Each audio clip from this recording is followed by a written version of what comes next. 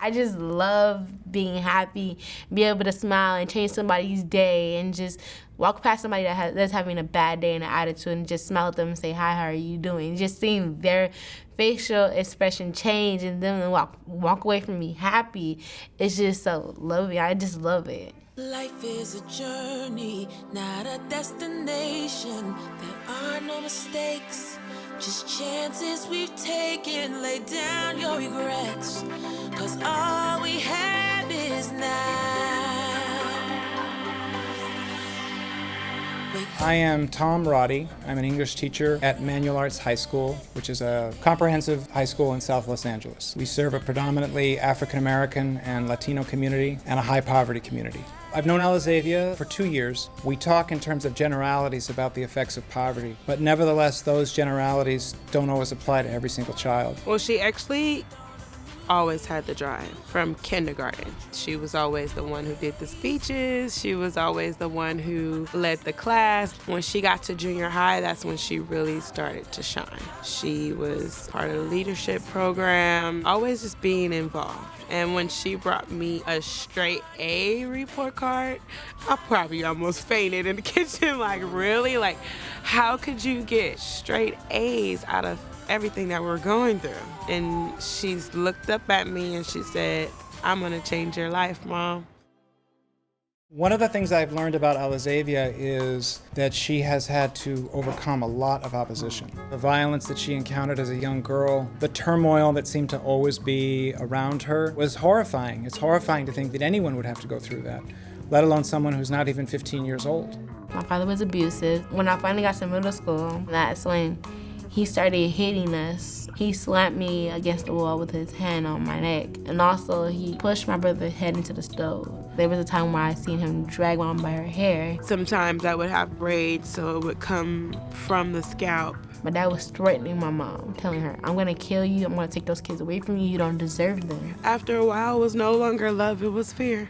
I couldn't tell anybody. And so it was just that hurt and that pain of feeling nobody would care, nobody would say anything. I was doing my friend's hair, and I was on the phone, and he came in the room. Before I knew it, I was pinned down in the closet, and I had my phone, of course, so I dialed 911 and I threw it.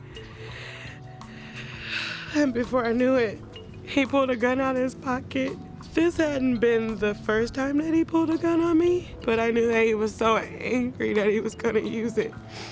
And he went to pull the trigger, but the gun jammed. I knew it was over. I didn't have any more to give. And then we moved into my grandparents' house, which was 1 bedroom. I just promised them that I would take the best care that I could of them and that their life would be different. And then a month later, Section 8 called and said that we had a voucher for a 3-bedroom. Before I knew it, we were getting our own place. And that's when we moved to the home that we live now. And we've been living there for over a year or 2 now. All the things that I've been through is now starting to change. I went through the Leadership Academy at Community Coalition. Community Coalition is COCO. We go there to talk about things that we want to change at our school and our community. I've met a family of youth that went through some of the things I went through. I got to connect with them. I got to talk with them. They were traveling with Community Coalition and going all over the world. I was like, I have to be like them. And that just drove me to go harder and just go stronger for my family. It's great having her in the class because she's able to help facilitate things. From the beginning of the class, I could tell that she was a leader. Alezaihvia really rises to the occasion and really delivers.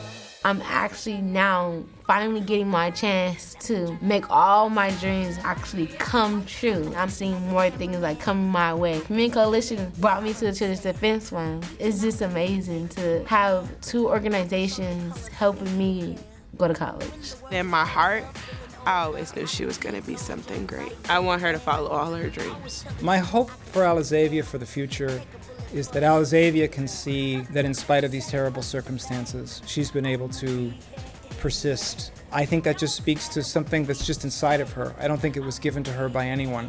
I want her to realize that she has the confidence to be able to take ownership of those gifts. Going to school, leaving home, she might face new challenges. And I just would hope that she would remember what an example she was here at Manual Arts and what an example that she can continue to be for her community and also in whatever career she chooses. I want to be effective in people's life. I take everything that I'm going through and all the pain, and I just throw it behind me, and I'm like, I gotta go forward.